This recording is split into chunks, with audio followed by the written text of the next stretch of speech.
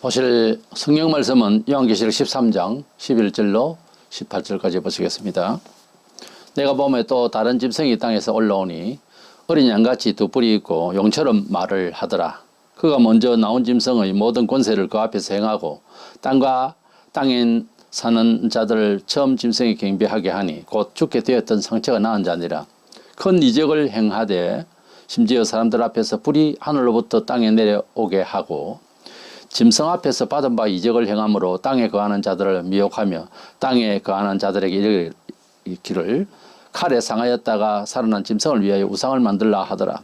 그가 권세를 받아 그 짐승의 우상에게 생기를 주어 그 짐승의 우상으로 말하게 하고 또 짐승의 우상에게 경배하지 아니하는 자는 맺히든지 다 죽이게 하더라. 그가 모든 자 곧 작은 자나 큰 자나 부자나 가난한 자나 자유인이나 종들에게 그 오른손이나 이마에 표를 받게 하고 누구든지 이 표를 가진 자 외에는 매매를 못하게 하니 이 표는 곧 짐승의 이름이나 그 이름의 수라. 지혜가 여기 있으니 총명한 자는 그 짐승의 수를 세어보라. 그것은 사람의 손이 그의 수는 666이니라. 아멘. 이단이 무엇인가 하면은 하나님께서 명시하신 보편적인 진리를 반대하거나 또는 빗나가는 그런 교리를 그런 주장을 이단이라 그럽니다. 이 이단은 하나님을 반역하는 것은 구약 시대나 신약 시대나 신구약 성경 시대에도 있었습니다.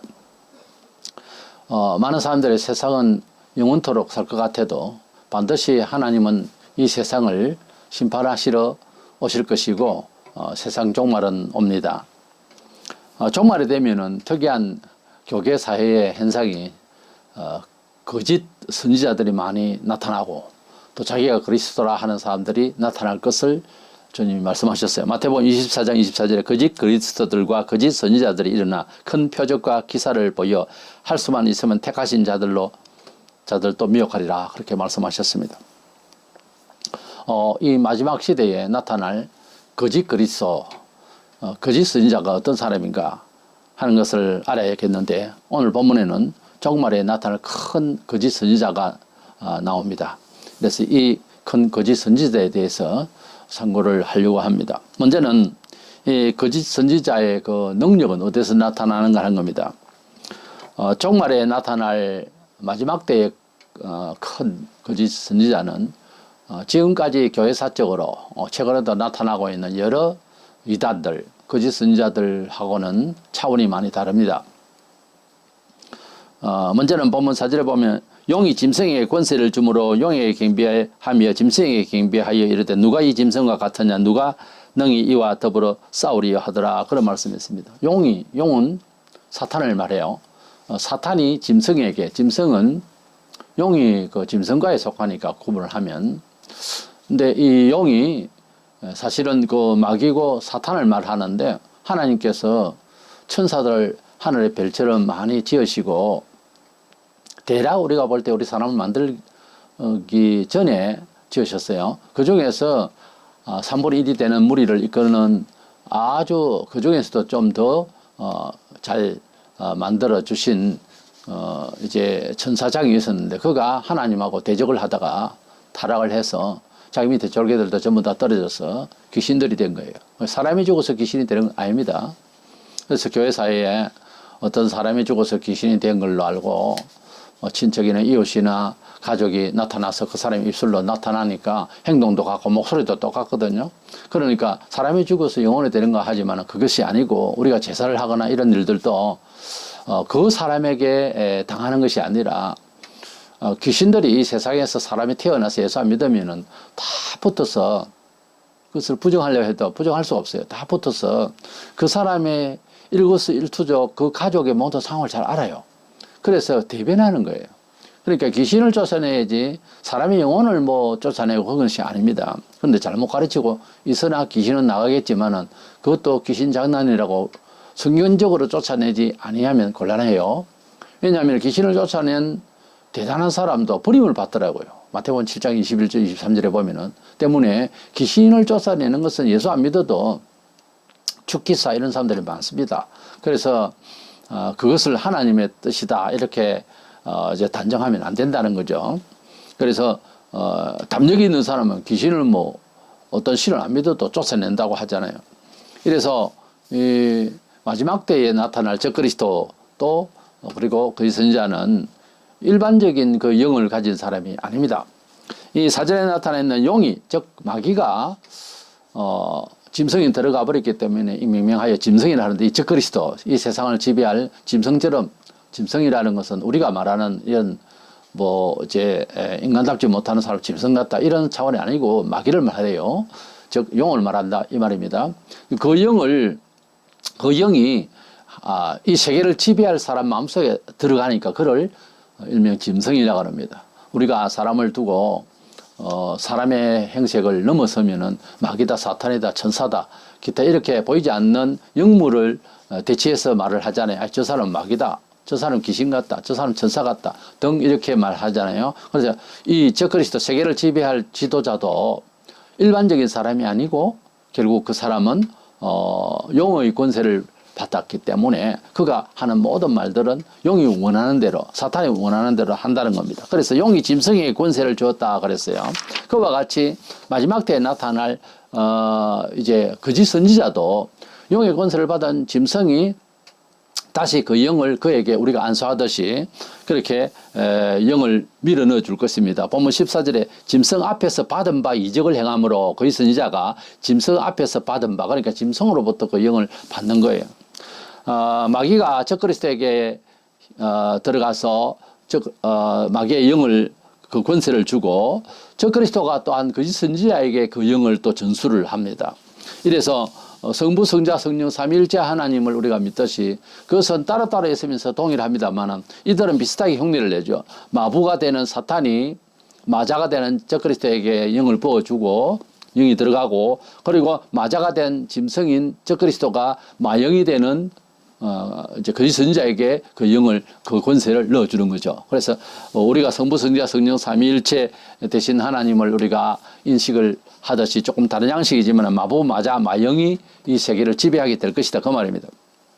마지막 때에 이 적그리스도가 거짓 선지자에게 넣어주는 이 능력은 우리가 구약시대 때에 볼 법한 이런 엘리야처럼 큰 능력을 발휘하게 될 것인데 본문 13절에 큰 이적을 행하되 심지어 사람들 앞에서 불이 하늘로부터 땅에 내려오게 하고 하늘에서 불이 내려오게 할 만큼의 능력을 발휘하고 그런 일을 벌린 사람이 엘리야죠. 그래서 엘리야 같은 거는 능력을 가진 자다 이렇게 많은 사람들이 그의 집회에 그의 행사에 동참을 하고 부러워하고 따르려고 할 것입니다. 이렇게 이적을 좋아하고 신비를 좋아하고 성경의 원리 또는 어떤 강조점을 무시하고 그냥 우리가 가지고 있는 본성적인 종교성 혹은 시대적인 어떤 시민의식 이걸 가지고서 이 종교의식도 시민의식을 많이 닮아가요. 그런 식으로 세상을 살다 보면 이와 같은 사람이 나타날 때 어떻게 하겠어요? 지금도 신비 이적을 이야기하면은 잡다한 논리는 싫고 그렇죠. 그 수많은 종교적 논쟁은 별 의미가 없어요. 사람이 살아가는데 뭐 뜨끔한 일이 있어야 그래서 주목을 하게 되고 이슈가 되고 그러죠. 그래서 마지막 때에 거짓 선지자가 짐승으로부터 받은 바, 짐승은 마귀로부터 받았죠. 그래서 이 영을 가지고 있으니까 하늘에서 불이 떨어지고 불이 떨어지는 이런 무서운 일이 벌어지게 되는 것입니다. 마태복음 7장 21절 23절에 보면은 이렇게 많은 능력을 행하고 귀신을 쫓아내고 엄청난 능력을 발휘한 사람이 버림을 받게 됩니다. 심판날에 이렇게 버림을 받게 되는 이 일을 하는 사람은 어떻게 보면은 굉장히 안타깝고 주의 이름으로 능력을 행했다 했거든요. 그렇다면은 그 사람이 분명히 주의 이름으로 귀신을 쫓아냈다면 주 예수를 믿어라 이런 소리도 했을 거란 말이에요. 근데 주님은 나는 너를 모른다. 어떤 사람이 죽었다가 천국에 가서 만날 때에 주님이 나는 너를 모른다 이렇게 말하더라고 하잖아요. 그 개인의 어떤 차원에서 신비적인 체험입니다만은 나 다시는 내가 나를 위해서 신앙생활을 한답시고 하지 않고 바로 하겠다고 하고 겨우 살아나서 그렇게 고백을 하고 열심히 또 주님만을 위해서 다시 죽었던 이야기가 수도 없이 많습니다. 사실은 많은 이야기가 있는데 성경 근거를 가지고서 이야기를 하려면은 여러 가지 보조 자료가 있습니다만 구절이 어쨌든 마태복음 7장 21절 23절은 대표적인 내용입니다. 능력을 행하고 귀신도 쫓아내고 대단한 사람이죠, 말하자면은. 그렇게 주목을 받던 사람도 심판날에 버림을 당하는데 왜냐하면은 하나님의 뜻대로 안 했다는 거예요. 하나님의 주님의 말씀대로 안 했다는 거예요. 결국은 하나님의 뜻이 아니라도 기적 같은 일을, 목사 같은 일을, 참된 목사 같은 일을, 또 예수 같은 일을 할 수 있다는 거죠. 여기에서 우리의 명점이 있는 거예요. 우리 사람이 가지고 있는 판단의 한계가 있다는 거죠. 사람은 그런 일을 벌릴 수가 있어요. 왜냐하면 하나님의 형상을 닮은 인간이기 때문에 하나님 형상에 나눠서 하나님의 성품을 닮았다는 것이고 권세를 받았다는 것입니다. 그래서 사람은 짐승하고 다른 점이 뭐 고기를 울보다 크는데 줄 하나만 가지고서 막대기 하나만 가지고 이렇게 부릴 수가 있잖아요. 우리 하나님은 우리 사람에게 담력을 주시고 함께 하시면 호랑이도 두려워합니다, 원래. 근데 우리가 죄가 있고 우리가 하나님과 적극적으로 함께 안 하니까 그렇게 되는 거예요. 사자굴에 들어가서 다니엘도 살아났죠. 그래서 우리가 정말 하나님이 함께 하신다고 하는 그런 시간으로서 역사하시려면은 짐승들이 우리를 해하지를 못해요, 원래는. 그래서 우리는 하나님 앞에서 하나님의 뜻을 쫓아서 하나님의 목적을 따라서 그것도 그렇게 주의 뜻대로 잘 이제 능력을 발휘하든지 무슨 선교를 하든지 해야지. 우리 사람이 이해하는, 그래서 인기를 얻고 또 사회 통상 시민의식의 그런 개념으로서 어떤 일을 해놓고 이제 그 외향적으로 보이는 그런 어떤 가시적인 교회의 어떤 모습들을 그걸 너무 쫓아가다 에베소 교회가 책망을 받은 거거든요. 첫 믿음, 그 순수하게 하나님만을 위한 첫사랑, 그거 빼먹고 교회 사업을 부흥케 하고, 남 보기에는 굉장히 큰 부흥이고 하나님 앞에 영광을 돌리겠다 이렇게 싶어도 그렇지는 않습니다. 원래 부흥이라는 단어가요, 숫자적 부흥도 물론 부흥이라고 그렇게 인식을 하지만 성경에 말하는 부흥은 회복을 말해요. 원래대로 돌이키는 걸 말해요, 원래. 그래서 이게 비약돼 가지고서 밖으로만 잘 되면 대략 이해를 해줄 수 있을 것이다. 그건 우리 생각이고, 성경은 큰 교회를 주목적으로 했다면 에베소 교회를 나무랄 필요가 없죠. 아무리 커도 촛대를 옹이리라. 말을 안 들으면은 어떤 말을, 주님이 원하시는 교회, 작은 교회라도 주님의 빛을 잘 발휘해야 됩니다. 우리가 빛도 큰 덕불이고 작은 불빛이 있어요. 다 요소에서 필요합니다. 화장실에 막 엄청나게 밝게 할 필요는 없잖아요. 회의를 한다거나 밤중에 이러면 크게 환하게 해서 뭘 볼 수 있도록 해야 되지만, 뭐 화장실에 큰 불은 필요 없죠. 그러나 화장실 조그마한 불빛이라도 그렇게 필요하고 적절합니다. 우리가 적재적소에서 자기 역할을 잘하면 되는 거예요. 너무 다른 사람하고 비교하고 큰 거주의로, 통계주의로 그렇게 살 이유가 없어요. 아니, 그렇게 사는 것은 잘못되는 거예요.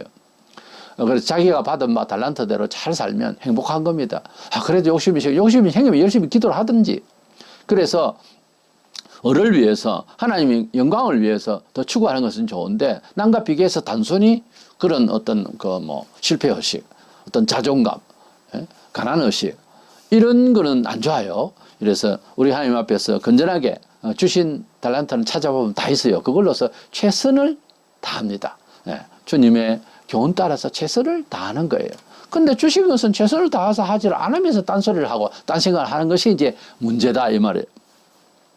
우리가 말세가 되면은 이와 같은 어떤 거짓 선지자들이 능력이 막 나타나서, 안 그래도 정보가 산더미같이 죄인은 이런 말세에 이런 너무 많은 잡다한 이런 정보 때문에 혼란을 겪습니다. 어느 것이 옳은 건지. 이런 때에 제일 치고 들어오는 것이 기적주의, 이적주의, 표적, 뭐 교회 같으면 입신, 무슨 환상, 이런 걸 가지고서 덤비면 웬만한 사람은 관심을 갖게 되거든요. 그게 이제 문제가 되는 거예요.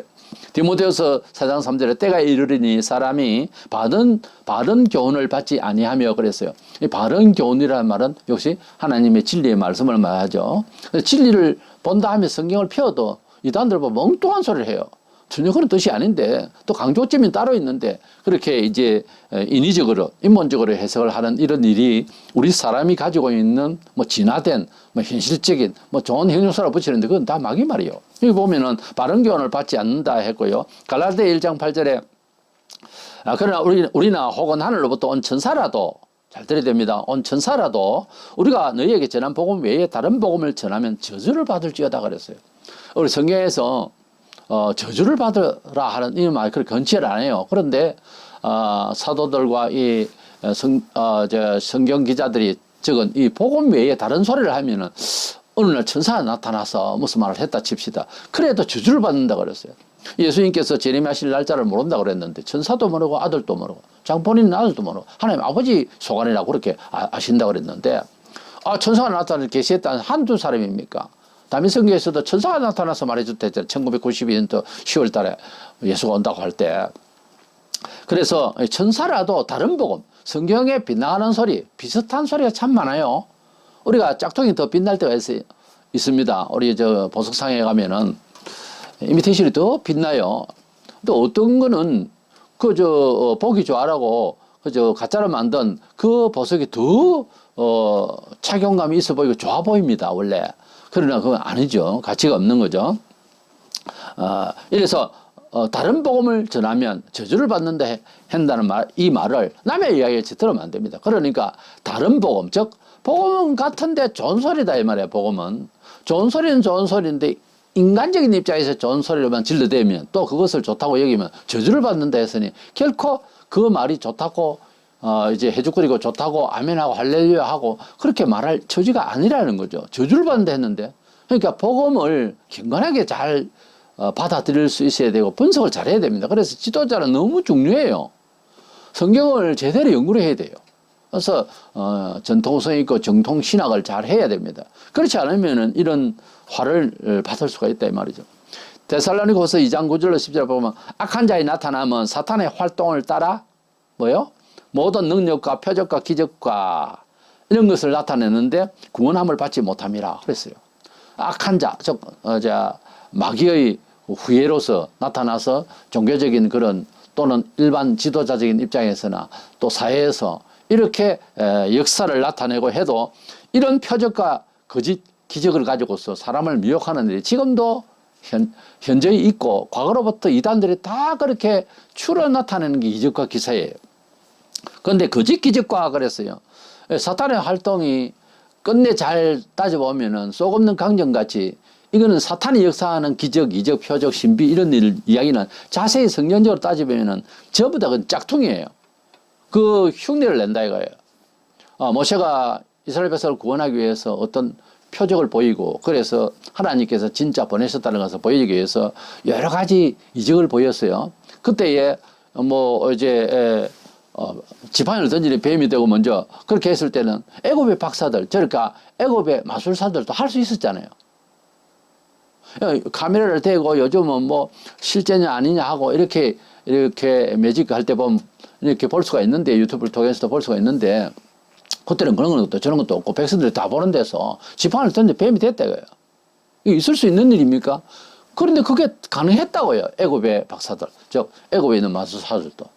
근데 모세가 던지니까 지팡이 던지는 뱀이 돼가지고 그 애굽에서 박사가 던진 뱀이 된 그것을 잡아먹었다 그렇게 되어 있잖아요. 어쨌든 잡아먹기든 됐든 흉내를 다 내고 있었어요.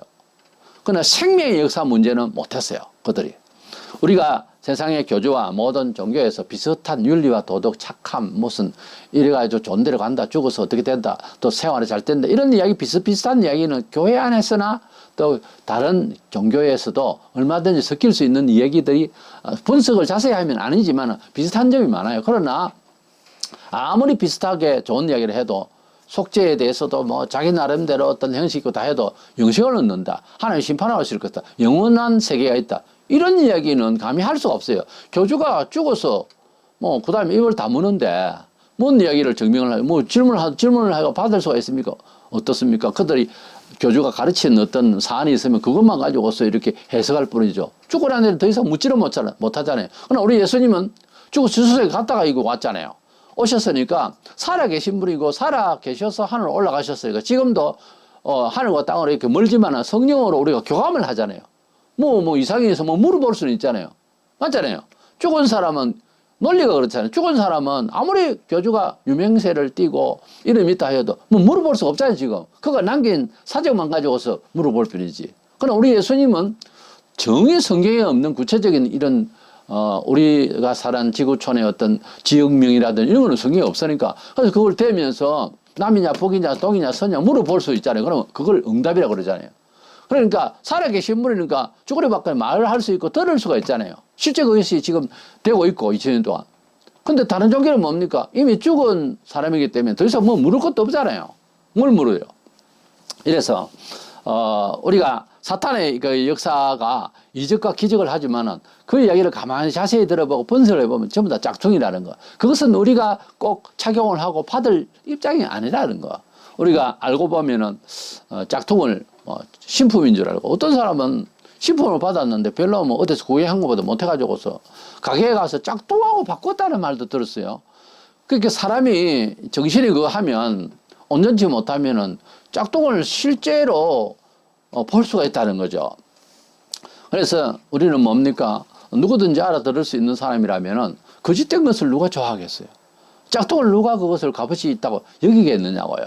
근데 그러고 있는 일이 너무나 세상에 많다는 거죠. 특별히 종교계에서 저거는 뭐 대단한 거다, 신비롭다 그랬어요. 그것이 뭐 어쨌다는 겁니까? 그것 때문에 나는 온전히 이 가르침을 따르겠다. 이건 짝퉁이라고 할 때 알아듣고 버려야지. 마치 정말 수천만 원짜리 백을 10만 원도 안 되는 것과 바꾸는 격이다 말이에요. 누가 그렇게 할 사람이 있어요? 근데 종교계에는 그런 현상이 참 많아요. 그러니까 짝퉁이 있대, 거짓 기적, 짝퉁이 있대 말. 그것을 취하면 구원을 얻지 못하리라. 너무 두려운 이야기예요. 이분은 예수를 믿는다 하죠. 그러나 아니란 말이에요. 이래서 이 거짓 선지자의 능력은 누구 거다? 거짓된 마귀의 역사라는 거죠. 저 그리스도가 가지고 있었던 정치력, 어떤 힘, 구조의 힘, 그런 모든 것들이 다 사탄이 준 영감이고 능력이고 그런 세상을 살아가는 처세술이 할까 이렇게 되지만은, 이 거짓 선지자 이는 종교계에서 나올 사람이지만 이 사람에게 준, 즉 그리스도가 준 마귀에게 받았던 저 그리스도의 그 힘을 다시 그 마귀의 힘을 거짓 선지자에게 주었더니 이 사람이 하는 모든 행동이 완전 전부 다 짝퉁이었다는 거죠. 그런데 사람들은 이미 짝퉁을 좋아하니까 거짓되니까 그것이 썩는 거예요. 이래서 이 거짓 선지자의 능력은 지금까지 나타난 작은 귀신들의 역사에 이런 이단들의 일이 아니고 하늘에서 불이 떨어지는 역사. 이거 뭐 감당을 할 수 없습니다. 이거 목숨 걸고 방어하지 않으면 거기에 이제 매몰되는 이런 위험한 세상이 된다는 거죠. 두 번째 생각하는 것은 이 거짓 선지자의 출현 목적에 대해서 알고자 합니다. 종말에 나타날 이 거짓 선지자는 14절에서 이미 우리가 본 대로 적그리스도부터 능력을 받은 세계적 정치자 적그리스도로부터 능력을 받은 자이기 때문에 그가 받은 바 능력이 자기 스스로 학습해가지고 받은 거나 기도를 해서 받은 게 아니고 적그리스도부터 분명히 받았다는 것을 객관적으로 사람들이 알 겁니다. 그런 능력이 임한 거죠. 그러니까 자연히 그 사람 생각이 자기 생각이 아닌 거예요. 이제는 적그리스도의 생각으로 믹싱이 되고 위하고 그런 종이 되는 거죠. 말하자면. 그렇게 짐승인 적그리스도는 세상만 지배하고 종교계에 일하는 사람은 따로 노는 것이 아니라 오직 적그리스도를 위하여, 왜? 적그리스도가 준 능력을 받았기 때문에, 그래서 적그리스도를 위한 생각만 하게 되어 있습니다. 예수의 영을 받은 사람은 예수만을 위합니다. 그렇죠? 마귀의 영을 받은 사람은 마귀만을 위해요. 그런데 참 영을 받았으면요, 그 영을 준 상대에게 봉사하지 않으면 몸에 지장이 오더라고. 그래서 바울이 한 말이 그런 말이 있잖아요. 내가 복음을 전하지 아니하면 왜 복음을 전해요? 주의 영이 그렇게 강력하게 소원했어요. 그렇게 심어줬어요. 충성하지 않으면, 주께 충성하지 않고 복음을 전하지 아니하면 내게 화가 미친다 하는 생각을 했어요. 내가 화가 미치리로다.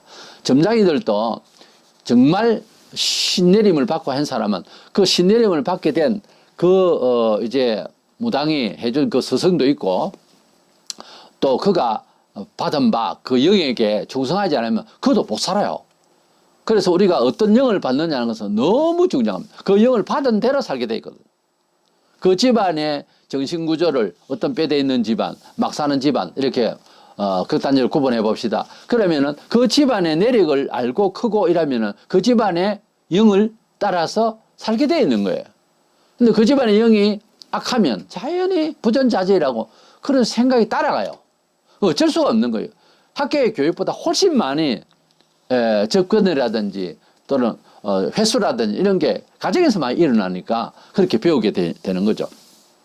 이 적그리스도 선지자는 먼저는 어디서 태어나나 하면은 종교계에서 나올 자입니다. 분명히 일반 세상에서 언론 나와서 선지자, 지금부터 목사가 되는 것이 아니고 종교계에서 1절에서는 보면 13장 1절에는 적그리스도가 출현할 때 바다 위에서 나온 짐승으로 표현해요. 바다는 세상을 상징하죠. 우리 시인들도 그렇게 바다를 그렇게 우리도 바다같이 흉흉한 세상을 하잖아요. 근데 이 거짓 선지자는 땅에서 올라오더라 그랬어요. 왜 바다, 땅 같은 지구인데 이것은 형용을 그렇게 할 때에 이것은 종교계를 말해요. 그래서 종교계에서 나타날 이제 사람으로서 적그리스도를 위할 것입니다. 본문 11절에 보면 내가 보면 또 다른 짐승이 땅에서 올라오니 어린 양같이 두 뿔이 있고 용처럼 말을 하더라 그랬어요. 그래서 또 다른 짐승, 같은 짐승이라고 할 때는 바로 용의 권세를 이어받는 자라 그 말이에요. 첫 번째 짐승은 바다에서 올라온 적그리스도, 세계를 지배할 세계적 지도자로 말하고 적그리스도고, 그를 위하여 온 세계 종을 통합해서 적그리스도를 위할 수 있도록 결국은 그 종교인들의 활동을 묶어서 봉사하라 그 말이에요. 모든 종교를 통합해서 적그리스도 종교로 만들어버려요. 그러니까 기독교가 있고 불교가 있고 그렇게 없어요. 그때는 이제 왜? 그 능력을 보이면서 말 안 들으면 죽이거든요. 그러니까 종교를 그렇게 다 통합을 해버려서 그 종교 단체가 아니고 이것은 적그리스도 교가 되는 거예요. 그때는. 그래서 좋든 싫든 그렇게 될 수밖에 없어요. 그랬을 때에 짐승이 땅에서 올라오면 종교계에서 나타난 어떤 목사일 겁니다. 그리고 어린 양같이 두 뿔이 있다는 말은 어린 양 예수지요. 예수를 흉내내 두 뿔은 권세를 말하거든요. 그러니까 예수를 꼭 흉내내는데 정말 예수 같다 이렇게 될 거예요. 그 다음에 용처럼 말을 하더라. 이거는 사탄같이 말을 한다. 이 말은 우리 편에서는 저주의 소리지만 저거 편에서는 와 진짜 대단하다. 깡패들이 서로 이제 동생들이 큰 형을 말을 할 때 형님 정말 교만하십니다. 정말 대단하십니다. 이렇게 말해요. 그거는 어떻게 보면 욕인데도 그들은 교만한 게 자랑이거든요. 용처럼 말을 하더라. 이 말은 저거 편에서 우리가 이해를 해줘야 돼요. 그가 뭐 세상에서 꿈중에서 용꿈을 제일 잘 꾼다 하죠. 그렇게 용을 그때 가면 정서상 최고의 능력의 그런 그 영상으로 알고 있어요. 그래서 그가 최고의 영을 받은 자다 이렇게 말을 하게 된다는 거죠. 용처럼 말을 하더라. 우리가 볼 때는 사탄같이 말을 하더라 그 말입니다. 이래서 그 거짓 선지자의 정신세계 그의 활동의 역사가 뭐냐? 바로 종교계에서 일어나서 용처럼 말할 사탄적인 말, 즉 적그리스도는 한 몸이 되는 겁니다. 이래서 그가 뭐 예수를 이야기하고 뭔 이야기를 하더라도 그는 결국은 마귀의 종이다 하는 거죠. 마태복음 7장 15절에 보면 거짓 선지자들을 삼가라. 양의 옷을 입고 너에게 나오나 속에는 노략질하는 일이라. 보세요. 양의 옷을 입고 온다면 그 옷이라는 게 인격과 모든 그 삶의 말하자면 문화적인 여건들이죠. 그런 인프라를 가지고 주변 모든 것들이 그 사람을 좋은 목사로 인정할 수 있는 상황들을 많이 구축해 놔버릴 때 그를 우리가 양의 옷을 입었는지 그것은 악령인지 우리가 잘 모르잖아요. 그래서 사탄이 거짓 선지자들이 일어나서 말세에 우리를 괴롭히거나 할 때에 내가 적그리스도다 하고 이마에 써붙이고 나타나는 것이 아니라 오히려 양의 옷을 입는다는 거죠. 더 선하게 보이고 더 좋은 목사로 보이고 이렇게 해가지고 사람을 이제 지옥을 끌고 가는 이런 무서운 일을 하는 그 본인도 너무나 처참한 인생이고 따라가는 사람이 안타깝죠. 그래서 거짓 선지자들을 삼가라. 삼가한다는 말은 잘 분별해야 될 것 아니에요. 어떻게 삼가하라고? 그가 하나님의 참된 종인지를 살펴야 되는 거예요. 형제다 영을 다 믿지 말고 영이 어디에 속했는가 하나님께 속했는가 잘 시험하여 보라 그랬어요. 그래서 이 말세에는 구약 성경처럼 목사라는 이름만 가지고 있으면 제사장에게 대항을 못하듯이 그렇게 하면 안 된다. 뭐 이건 안 맞는 이야기예요. 신약은 어떤 면에서 모두가 하나님께 다 들어갈 수 있는 모든 사람이 다 만인 제사장설이라는 그 말입니다. 그는 만인 제사장이라지만 지도적인 입장에서 목사는 목사의 입장에서 장로는 장로의 집사는 집사의 입장에서 교회 하나가 되기 위해서 힘쓰는 자기의 포지션이 있다 뿐이지 누가 놓고 낚아도 사실은 없어요. 그래서 신약에는 만인 제사장이라 그러니까 뭐 만인 제사장이 했으니까 평신도도 설교할 수 물론 설교는 할 수 있어요. 설교가 전도니까. 근데 그런 하이캐리가 없고 아주 뭐 막무가내 모든 것이 행제니까 위아래도 없고 지도자도 없고 그런 교단도 있어요. 그거는 또 성경이 말하는 만인 제사장이란 말이 아니에요. 예수님께서 십자가에 돌아가실 때에 휘장이 찢어지면 1년에 딱 한 번 들어가는 대제사장이 그것도 들어가는 그런 자리를 이제는 예수님의 몸을 빌어서 우리가 예수님 속죄의 피를 흘림으로 죽으심으로써 휘장이 착 갈라지는 그런 기이한 일이 있었어요. 성막 안에. 그래서 이제는 누구든지 예수 이름으로 하나님을 가까이 할 수 있다. 그런 뜻이지 나아갈 수 있다. 그런 뜻이지 아무나 제사장 해라. 그런 뜻이 아니라 신약에는 또 제사장을 목사에게 이제 붙여서 설명할 수도 없고요. 이래서 우리는 우리 하나님 앞에서 우리가 스스로를 생각을 할 때에 우리가 하나님의 말씀대로 우리 자신을 돌아볼 수 있는 이런 생각이 있어야 되고, 또 우리가 우리 신앙을 지켜나가는 데서 분별력이 이제 옳도록 성경을 일단은 구원에 하는 지혜를 준다고 했기 때문에 하나님의 말씀을 많이 읽고 듣고 이렇게 해야 이 말세에는 더더구나 다른 데 정보 신경 쓰지 말고 성경을 더욱더 많이 읽고 더 많이 이해하려고 노력을 하고, 뭐 책 읽듯이 소설 읽듯이 일반 책 읽듯이 그렇게 읽는 거 아니에요. 애가 타게 읽어야 됩니다. 성경을 읽을 때는. 성경을 오래도록 읽는다 하면서 그런 생각이 없이 어떤 때는 밤잠을 설쳐야 돼요. 이 본문이 무슨 뜻을 말하는 거냐, 왜 이렇게 썼겠느냐, 그런 관심을 가져야 하나님도 관심을 많이 가져주십니다. 근데 그것 없이 세월을 너무 쉽게 살면 그렇잖아요. 우리가 무슨 일을 시킬 때도 아래 사람이라도 유독 열심히 내고 진지하게 하고 눈이 가잖아요. 그렇습니다. 교인도 하나님을 간절히 찾는 자를 이렇게 발견하면 목사는 잠을 못 자요. 그를 위해서 축복하고 기도할 수밖에 없어요. 어쩔 수 없어요. 그래서 있는 자는 받고 없는 자는 그 있는 것도 빼앗기라는 말은 하나님의 말씀을 간절히 가지는, 간절히 사모하고 하는 자는 복을 더 받고 그 말이에요. 사실은. 근데 가만히 있는데 복을, 그거 아니에요. 그건 아니에요. 그건 투기도 아니고 아무것도 아니고 게으른 자의 망상입니다. 그런 법이 없지. 이래서 이자가 나타나서 이렇게 마귀의 영을 받아가지고서 저 그리스도 마귀의 영이요, 거짓 선지자도 마귀의 영인데 우리에게 나타나기는 굉장히 종교적이고 굉장히 문화적이고 굉장히 진보한 것 같고 굉장히 능력 있는 것 같고 이렇게 돼버리니까 이게 문제가 심각한 거죠. 그리고 그는 두 번째로 오직 저 그리스도만을 위하여서 자기 존재감을 나타냅니다. 그래서 정치적, 그러니까 종교 지도자급의 일을 하죠.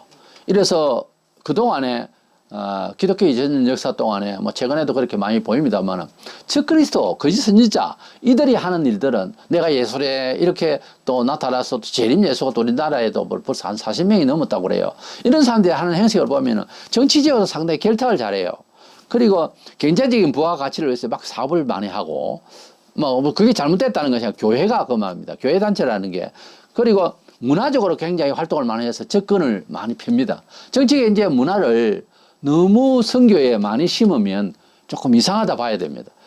이단들이 보면은 정치적인 그런 기술들이 많아요. 그리고 경제 부여를 위해서 그런 그 작업을 많이 합니다. 이단들이 보면은 앵벌이도 시키고 뭐 사업도 하고 많이 해요. 물론 교회가 어떤 선교를 감당하기 위해서 할 수 있습니다만은 그거는 평신도들이나 할 일이지 교회 이름으로 무엇을 한다는 것은 안 맞습니다. 교회가 정책 이제 사회 문화에 직접적으로 뭔 일을 하기 위해서 모인 단체가 아니에요. 문화적인 단체가 아니거든요. 그런데 보통 이단들이 보면 목사가 주동해가지고 사장이 되고 뭔 일을 참 많이 벌려요. 그거요, 대부분의 이단들이 그렇게 합니다. 성경적으로는 옳지 않습니다. 한 게 아니에요. 교회가 무슨 사업을 해요. 조금만에 나올 거짓 선지자는 오직 짐승인 적그리스도만을 위하여 일할 것입니다. 12절에 그가 먼저 나온 짐승의 모든 권세를 그 앞에서 행하고 땅과 땅에 사는 자들을 처음 짐승에게 경배하게 하니 곧 죽게 되었던 상처가 나은 자니라. 처음 짐승 적그리스도가 한 번은 암살을 당하거나 이렇게 피살을 하는데 어찌 살았어요. 다시 그 말을 말합니다. 하여튼 죽었다가 살았다 할 만한 이런 좋은 소문을 받게 된 이 적그리스도, 이 짐승을 위하여서 모든 종교가 다 경배하게 한다. 즉 종교가 통일된다는 거죠. 우리가 지금 말하는 WCC나 이런 종교단체가 아니고 그때는 기독교라는 이름도 없어요. 적그리스도를 위하여서만 뭐 기도를 하든지 목탁을 띄든지 하라 이거야. 그래서 이 거짓 선지자가 말하자면 총회장이나 될 법한 사람이죠. 온 세상을 이제 한 종교로, 적그리스도를 위한 종교로 만들어 버린다는 거죠. 여기 안 나타나는 여러 가지 기적도 나타내면서 봐라, 내가 하나님 참종이다 이렇게 말할 수밖에 없죠. 그의 정신은 자기 정신이 아니에요. 그때부터는 15절에서는 그는 적그리스도를 닮은 우상을 만들게 해서 우상이 말을 하게 한다. 과학자들은 우상을 만들고 그 우상이 말을 하게 할 수 있다라고 해요. 왜냐하면 칩으로도 할 수 있지만 우리 생체적인 것을 동원을 해서 그 우상이 말을 하기도 할 수 있다라고 합니다. 이래서 그 우상에게 경배하고, 적그리스도 닮은 우상이에요. 그 우상을 이제 신으로 옛날에 느부갓네살 왕이 온 세상에 바벨론 왕이 그렇게 했듯이 우상을 경배하지 않으면 다 죽인다. 이렇게 했듯이 그렇게 될 날이 온다는 거예요. 16절에서 17절에는 모든 세상 사람에게 오른손이나 이마에 이 짐승의 표를 받게 할 것이다 그랬어요. 이것은 어떤 의미로서 이야기해가지고 주 사람의 사상이 어떻는지 의미로 가지고 이야기하기가 어렵잖아요. 이것은 분명히 하나의 사상이 아니고 표식이 될 겁니다. 그래서 사회 문화생활을 하기 위해서 어떤 표를 받을 것이다. 오른손에 이마에다가 뭐 칩을 넣는다 어떤다 한다. 제가 볼 때는 전자총으로 쏴서 지금도 이미 이제 그 고기를 이제 어떤 배양을 위해서 전자총을 이제 쏴서 남바가 찍을 수 있다고 하는데 어떤 그런 과학을 동원을 해서 사람이 몸에 숫자를 그리고 한 개인의 신분을 인식할 수 있는 것을 무엇을 이제 받게 할 것이 아니냐 하는 겁니다. 이거는 그냥 단순히 뭐 이마나 오른손을 갖다 영적으로 해석해서 뭐 사상적인 것을 주입한다. 이래가지고서는 통제하는데 안 맞거든요. 누가 그 사람은 바른 사상인지 아닌지 어떻게 알아. 그래서 몸에다가 인식을 하게 될 것이다. 이 표는 저그리스도 이름인데 그 이름의 수는 본문 18절에 지혜가 여기에서는 총명한 자는 그 짐승의 수를 세어보라. 그것은 사람의 수니 그의 수는 666인이라 그랬어요. 성경에 보면은 숫자들이 이제 여러 번 나옵니다. 그런데 예수님을 풀면요 888이 돼요. 8은 원래 구원 숫자예요. 노아의 8식구 구원받았고요. 제8일째 부활하셨고요. 이 8이라는 숫자는 구원을 받는 그런 수고요. 하나님이 돼서 데오스를 갖다가 또 헬라어 히브리어는 숫자가 됩니다. 숫자 개념이 우리나라 말 가나다라는 숫자 1, 2, 3, 4 이렇게 할 수가 없지만은 히브리 헬라어는 이게 숫자로 표기가 돼요. 숫자화 할 수 있어요. 그래서 하나님 데오스라는 하나님을 이제 풀어보면 284가 돼요. 2는 정인수고요. 8은 예수죠. 4는 동서남북 세상이고 예수는 세상에 증거되어야 된다. 이 말입니다. 그게 하나님 목적이에요. 하나님 이름을 풀면 284가 돼요. 666이라고 할 때에 6이라는 숫자는 세상을 6일 동안 지으시고 세상수예요. 말하자면 7은 완전수인데 7에서 하나님 숫자는 1이에요. 어떤 사람은 3이라는 3은 하늘의 수를 말해요. 하늘의 하나님 3층으로 그렇게 보통 설명이 되는데 성경적으로 7은 완전수를 말해요. 완전하다는 뜻. 완전한 데서 빼기를 하나님을 빼버리면 불완전한 거죠. 그래서 6이라는 숫자는 세상수입니다. 이 6이 3번 곱해졌으니 세속수라 이 말이에요. 세속수의 완벽한 수, 즉 충만한 수. 이것은 마귀수를 말해요. 그래서 이 666의 마귀의 어떤 이름을 666 아무나 찍는다 그 말 아니고 그런 마귀가 통제할 수 있는 그런 수를 다 받게 될 것이다는 거죠. 그 수가 넘버가 사람마다 다 다르겠죠. 주민등록번호처럼 다 다르겠죠. 그래서 전부 다 통제할 수 있는 번호를 받게 된다 그런 뜻이 어떤 수 마귀가 주는 수, 즉 적그리스도가 주는 수. 666은 적그리스도 상징적으로 숫자로 말하자면 666이라는 겁니다. 그러나 그때도 우리가 어떻게 살까 두렵죠. 생각해보면 지금의 정신은 안 됩니다. 때를 따라 양식을 나눠주시는 하나님의 역사로 일제 때는 일제 때 신앙이 있었고요. 초대교회는 초대들의 신앙이 있었어요. 신앙은 원래 믿어져야 믿는 겁니다. 본래는. 그래서 우리가 두려워하고 염려한다고 신앙을 아니에요. 때가 되면 다 믿음을 주신다고. 우리가 언제 지식이 있어서 믿음이 적거나 많거나 간에 지금까지 우리 예수를 믿고 교회를 잘 찾아 나오고 그게 마음대로 되는 겁니까? 믿음을 주셔서 믿어지는 거예요. 그걸 빨리 깨달으셔야 됩니다. 하나님 오늘 또 믿음을 주셔서 주님이 내게 주신 지식대로 잘 이행할 수 있도록 그래서 복을 받도록 하여 주시옵소서. 믿어지게 해달라고 기도해야 되는 거예요. 그렇게 간절하면 믿음이 주어집니다. 에베소 2장 8절 믿음은 선물이란 말이에요. 그래서 깨닫는 거예요. 우리가 믿겠다고 하는 것은 인간적인 입장 친구 따라 강남 간다고 나중에는요 교회를 떠나버려요. 뭐 교회를 시끄럽고 말이지 사람들이 너무 자기 이기적이고 말이지 나는 막 싫다고. 그래 불교로 간 사람이 있어요? 한둘이가 아닙니다. 거의 고요하거든. 뭐 싸울 일도 없고 목탁도 들고 앉아서 있으면 뭐 싸울 일이 크게 있습니까? 근데 불교도 싸우더만 주로 보면 돈 때문에 이제 싸우는 건데 그건 윗선에서 그런 거고 일반 사람들은 뭐 돈만 닦으면 된다 그러고 이제 앉아서 조용하니까 뭐 교회처럼 뭐 찬송하고 인원하고 싸우고 할 거 없잖아요. 그래서 인간적으로 생각하는 그런 예수교 정신으로는요, 세월이 갈수록 손해예요. 그러지 말고 간절히 예수를 믿어야 됩니다. 히브리 4장 16절에 보면 때를 따라 돕는 은혜를 주신다고 그랬어요. 하나님은 개인으로도 그렇고 시대 역사로도 그렇고 하나님께서는 때를 따라 양식을 나누어준다. 즉 적재적소에 필요한 것을 주시니까 우리는 언제나 기도하고 하나님만 의지하면 됩니다. 내가 하나님만 의지하고 살려고 하는데 이상스러운 일이 생기고 더 못하게 될 때는 그때도 하나님 무슨 뜻으로 이럽니까? 또 물어보면 되는 거예요. 하나님의 백성은 그런 특권이 있어요. 무조건 하나님하고 해결해야 됩니다. 그러면 잘 되어질 줄로 믿고 두려워하지 마시기 바랍니다. 종말에 큰 거짓 선지자에 대해서 들었습니다. 이 종말에 나올 큰 거짓 선지자는 지금 우리가 생각하는 교계 사회에서 어떤 유능세가 있는 그런 어떤 목사급 이런 차원을 넘어서 있습니다. 이 사람은 저그리스도가 받은 용의 권세를 그대로 전수를 받아서 보통 사람이 아니에요. 지금까지 여러 그 능력자가 나타났다 하지만 그런 사람하고는 게임이 안 됩니다. 이 사람은 믿음이 없거나 거짓된 믿음의 교인들과 목사들도 전부 다 거기에 빠질 거예요. 그러니까 이 마지막 시대가 돼서 지금도 수많은 거짓 선지자가 있는데 어떤 사람은 이단으로 이제 치부가 됐고 어떤 사람은 판단이 됐는데 또 어떤 목사는 이단인가 아닌가 모르겠다 이러고 있거든요. 그런데 우리가 영을 열고 가만히 살펴보면 그것은 우리 마음이 아니고 성경적으로 자세히 뜯어보면 이단인 목사가 많습니다. 세상에. 멀쩡하게 교회 예를 들어서 장로교회에 있어도 이단의 영을 받은 사람이 수없이 많아요. 본인이 이단인지는 몰라. 왜? 성경을 한참 벗어난 소리를 해도 교인들이 따라주니까 계속해서 자기를 신성화하는 거예요. 이게 이단이 아니고 뭡니까? 이래서 말세가 되어서 더 위험하다는 것을 아시고 목사인 저도 어지간에 영분별력이 있다고 생각을 하는데도 영분별 은사에 대해서 내가 아마 인정을 하는 게 아니고 몇 분의 목사님들이 저보고 그랬어요. 강 목사는 영분별의 은사가 있는 것 같아 그랬어요. 다르다 이거지 일반 목사하고. 그런 저도 시험이 되고 하는 일이 이제 경험이 되고 그러는데 여러분은 어떻겠습니까? 어떤 하나님의 말씀 안에서 잘 분석해서 이 시대를 이기고 남는 그래서 잘 살펴서 진리의 사람으로 은총을 받는 저와 여러분 되시기를 주의 이름으로 축원합니다.